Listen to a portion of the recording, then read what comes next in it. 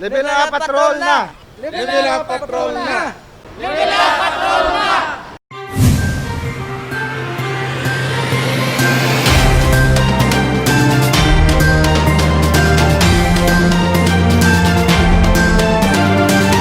Alkalde sang syudad nagpahayag nga bukas siya nga mangin host ang Iloilo City sang Miss Universe Philippines 2021.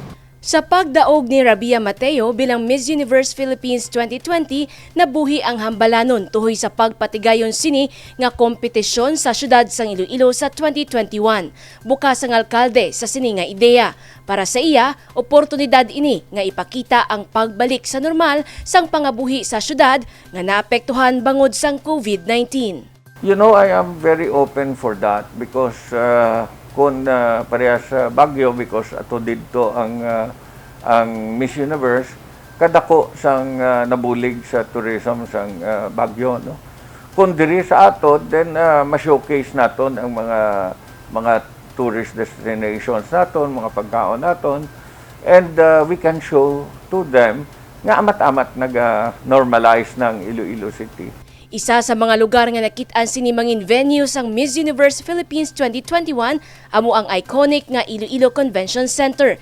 Ini ang may 3,700 seat capacity sa ground floor, 500 seat function sa ikaduha nga panalgan, kag 1,500 seat function sa roof deck.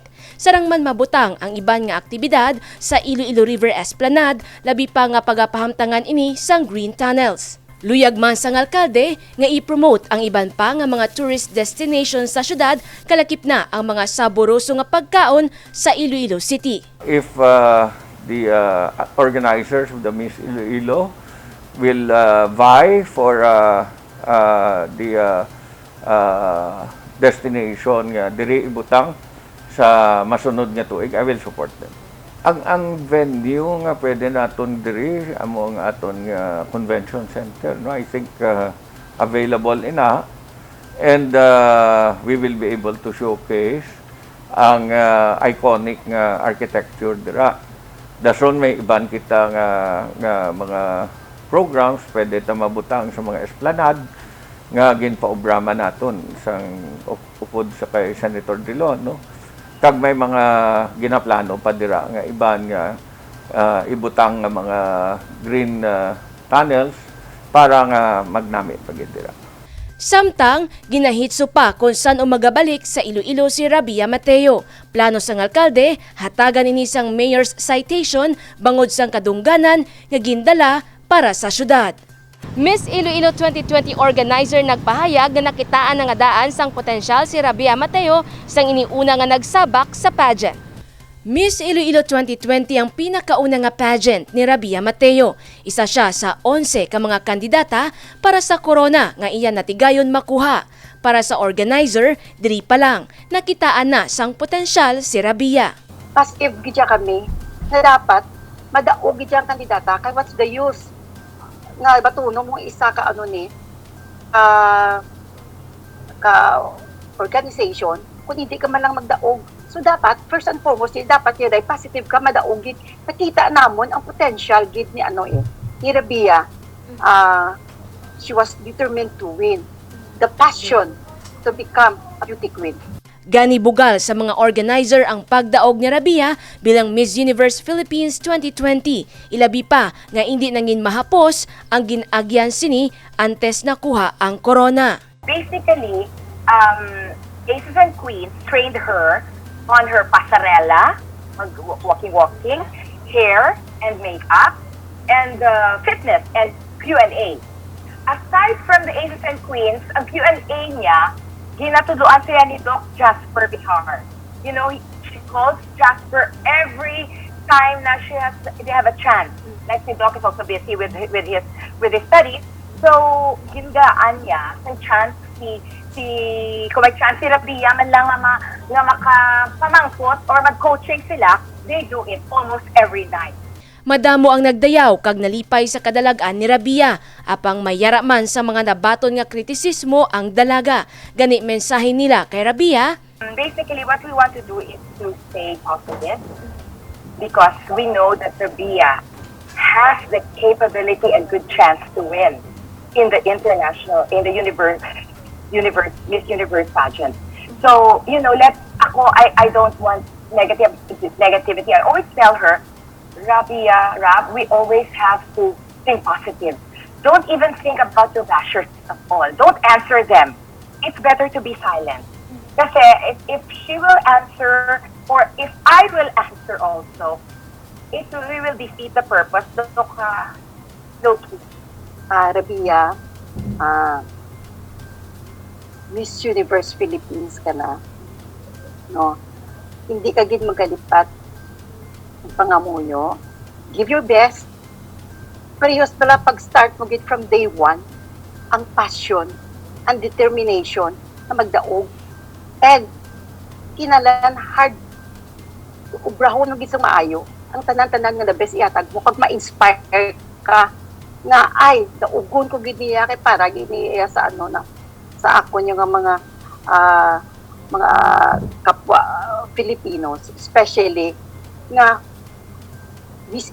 kung magdaog siya Miss Universe, grabe gid ang ilo-ilo yaya, tayo og gid yaya, amo nang grabe gid kami, confident gid kami nga sa amon nga pag sa iya pag-alaga kag sa mga tao sa Iloilo, kag ang suporta sang atong pinalangga nga mayor nga si Mayor Jared Reñas, kag sa IFFI. Ang mambal ko lang, Rabia, hindi ka magkalipat, obrahon mo ang the best mo, kag mangin humble ka, be nice to everybody. And pagwaa ang the best mo para nga mangin example ka sa mga youth kag sa mga aspiring nga mga candidates.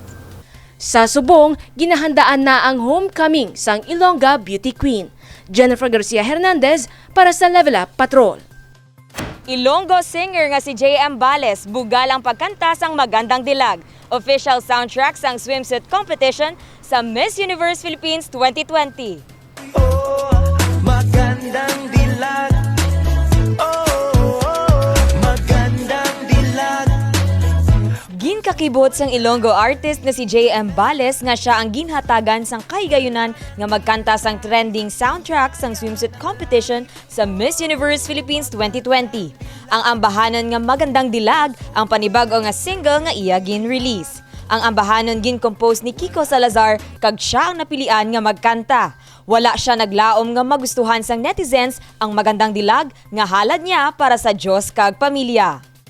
Pinagawa nila ako ng demo tapos sabi nila sa akin at the first, papakantayin ka namin sa Miss Universe. Sabi ko, oh my! Sabi ko sa kanya, totoo, makanta ako sa Miss Universe. Grabe, this big break ni para sa akin. Tapos sabi niya ambal pa sa ako na with a new song. So sabi ko, wow, may bago akong single. Nagtulo ang luha ni JM sang ginsaysay ang iya inagyan antes malabot ang handom. Isa siya sa mga singer nga nadulaan sang pangabuhian bangod sa lockdown sa Manila. Apang wala siya nadulaan sang paglaom. Hanggat kaya ko pa, hanggat wala pa ako gapang limos, basta i-continue ko yung love ko sa music. That's why parang parang mo niyang ang pinakabunga sa tali ko nga pangabudlay kay tao nga di feel na parang nabudlay naman sila sa akin, kaya akong tao nga wala ko gadula pag-asa mo na basta kung kaya ko pa i-try ko pa. Ginkabig niya nga big break ang mapilian para sa kanta nga Magandang Dilag. May mensahe naman siya para kay Rabia Mateo. How amazing, kasi she is also an Ilongga. Mensahe ko sa iya, of course, congratulations, kasi nakikilala na yung lugar natin, probinsya natin na IBC. Madamo ang nagdayaw kay JM, hindi lang mga taga Iloilo kundi mangin sa iban nga lugar. Balantayan suno sa iya ang panibago niya nga ambahanon nga iga release. 15 ka mga frontliners sang Iloilo City Government ang nakabaton sang bisikleta. Iniyang gikan sa proceeds ang ginpatigayon nga Shoot for a Cause sang Land Transportation Franchising and Regulatory Board Region 6. Halin sa barangay Quintinsalas, nagakommute kung magpadulong sa trabaho ang 52 anyos nga si Manong Carmelo. Street sweeper siya sa Haro Plaza. Gani kalipay ang iya nabatsyagan matapos mapilian bilang isa sa mga ginhatagan sang libre nga bisikleta. Yung maayoy man makabuin-buin na sa pamasahe, 40 ang adlaw ko, pamasahe lang. Si Jude naman nga nagatrabaho sa City Administrator's Office, nagapanghulam lang sang bisikleta para may magamit sa pagpadulong sa opisina. Karon, may kaugalingon na siya nga bike. Kay Balan, taman subong budlay gid ang transportation diri sa Iloilo City with regards kay siyempre ako gakumulot lang ako and then last time sa Bilia ako gas stay. And then nag-transfer ko diri sa city proper because sang transportation kita magi kabudlay. And then ginaborrow ko lang na ang bike sang friend ko. And then amo na ga-bike lang ko from sa ilang nga balay pakadto diri. And then thankful man ko kay tungod nga kay ginggaan kami sang opportunity and ginggaan kami sang blessing sang bike ngani kay first and foremost wala kami nagasto and gift na sa amon and thankful man kami kay ginggaan kami sang opportunity nga mag-inspire sa community ang bag-o nga norm sang transportation. Ginpasalig ni Jude nga iya pagatipigan sang husto ang nabaton nga bisikleta. Standard lang speed, okay lang and then hindi lang din siya siguro kaya Monica Prasi nga bike hindi ni siya sports bike usually ginagamit lang siya for leisure, for transportation purposes ang hindi ni siya sport unlike sa mountain bike na kinahanglan gabi na siya though heavy duty ni siya. So for this one kinahanglan siguro nga i-moderate lang ang speed. And then at the same time, i-maintain mo lang siya, biskan guro twice a month, guro i-check up mo lang na siya, i-check mo iyang atar, ang iyang mga gears, everything, dapat nakakondisyon lang siya. So simple, man lang siguro, kinahanglan mo lang siya limpyuhan every now and then i-check mo lang ang mga brakes mo, kaya importante, kinahang brakes and then ang mga gears mo, dapat wala siya mga kalawang. Napulo sa Japanese bikes gikan sa proceeds sang ginpatigayon nga Mayor's Cup, Shoot for a Cause nga ginpangunahan sang Land Transportation Franchising and Regulatory Board Region 6. Ang 5 personal nga donasyon sang LTFRB6 Director Richard Osmeña. Ining shooters have come together to give their own share sang ining problema naton sang syudad sang pandemic. And eventually, amoning outcome sang atong nakabulig, no? The mayor is very happy. I and the shooters who represent the shooters, very very happy man na nakabulig kami sa city. Ginpasalamatan naman ini sang alkalde. I think kanami nga project nga makahatag kita sang bike sa aton nga frontliners. These are second-hand Japanese bike costing 5,000 kada isa. Kay dako ni nga mabulig sa aton nga mga frontliners. Kita ko kiina, may ara kita mga butcher, nga ato to sa slaughterhouse, may ara nga beautification, may ara nga nagaobra diri sa assessor, may ara nga street sweeper. I think, ang ining nga project kanami gid.